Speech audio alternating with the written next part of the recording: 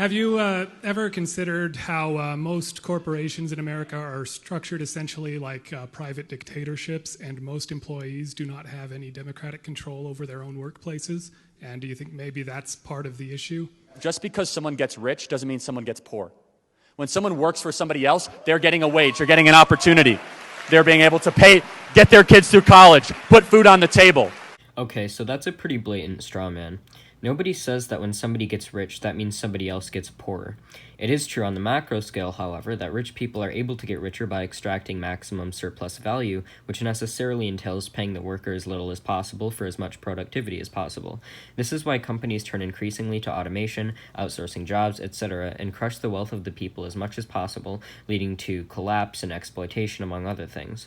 So it is true that the rich on a larger scale do get richer by making the workers as poor as possible. Furthermore, Charlie makes it out like it's this beneficial transaction for the worker. Look, they may have to go into wage labor and be exploited, but they get to not starve, therefore it's not bad. What Charlie therefore negates is that his analysis is steeped in pure ideology, and that he fails to assess that it is the inherent mechanisms of the capitalist system which creates this dilemma between wage labor and starvation in the first place. By creating this narrative that wage labor is charitable because the employer is providing for his worker, Charlie negates the fact that the employer is only doing this because it is profitable. Where and when the interests of humanity conflict with what is profitable, capitalism chases profit every time. See, for example, artificial scarcity, planned obsolescence, the 20 million people who die a year from lack of food, water, medication, etc. because it's not profitable to provide for them, and so on.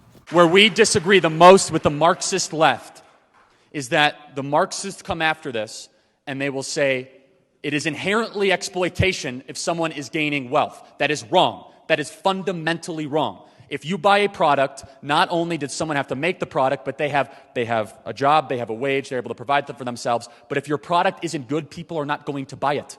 If your product is worthless, people are not going to keep on buying it time and time again. Nobody says that someone gaining wealth is inherently exploitation. This is another blatant straw man. However, us Marxists do believe that wealth obtained through exchange on a market is inherently exploitation. This is just empirically true.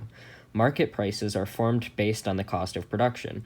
This is simply because the goal of any capitalist is to make profit, and the capitalist can only make a profit with reference to the cost of production. The cost of production therefore represents the equilibrium which supply and demand cause prices to oscillate around.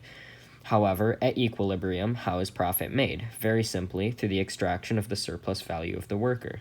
Charlie Kirk, furthermore, by saying that it's not exploitative because the person selling the product gains from the transaction and the person buying also gains from the transaction, fundamentally misunderstands where Marxists believe the exploitation under capitalism takes place, that is, in the extraction of the surplus value of the worker, which none of Charlie's arguments thus far have negated. Time again, that is why things get better over time. Capitalism does three things: makes prices go down, quality go up, and more people that have more stuff. Charlie Kirk says capitalism makes the quality of things go up, which makes the incorrect assessment that innovation is a product of capitalism and necessitates a profit motive.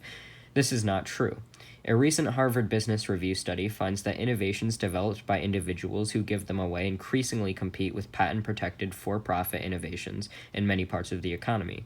While profit is one motive for encouraging innovation, it's a motive which clouds out and undermines other motives, such as personal fulfillment or care for the community, by incentivizing greed.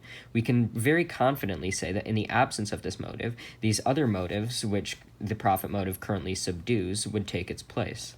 Charlie actually isn't wrong that capitalism makes prices, or at least profit, go down.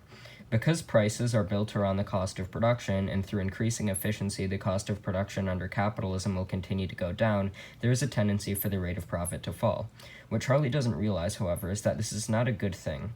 Rates of profit can only go down so far before the whole capitalist system collapses. Furthermore, Roberts 2017 finds that drops in the rate of profit have historically been good predictors of economic collapse. Saying that capitalism makes more people have more money is a blatantly incorrect argument.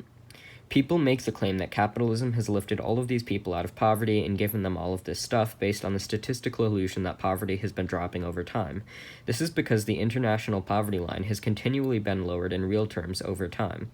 It's also worth noting that the international poverty line used by the World Bank is largely inaccurate, and that it's based on the poverty line of the 15 poorest nations in the world, and therefore doesn't properly gauge the well-being of less poor nations. For example, Sri Lanka in 1990 saw a massive 35% rise rise in poverty.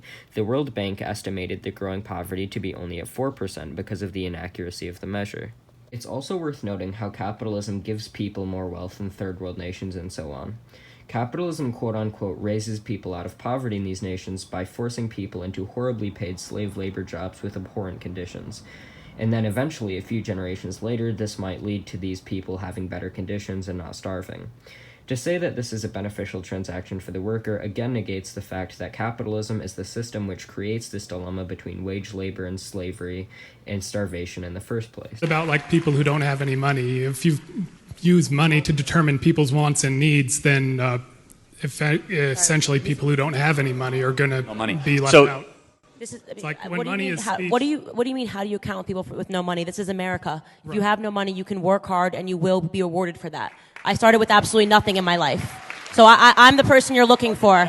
I'm the person you're looking for. I started my life $150,000 in debt. Came from a two-parent home. Apparently, my parents divorced. They couldn't give me any money. I was out on my own since I was 16 years old. I'm doing pretty well right now. You want to know what I did? I didn't turn to the government. I didn't cry. I didn't say white man bad or orange man bad. I got a job and I started working and I paid down my student loan. Give it up for Okay, so ignoring Charlie Kirk's weird-ass scream at the end of that, what about the millions of people who die every year because of a lack of medicine, food, and water in third world nations who have no such opportunity, who die because them being saved isn't profitable and capitalism is a system which only values profit rather than the needs of humanity?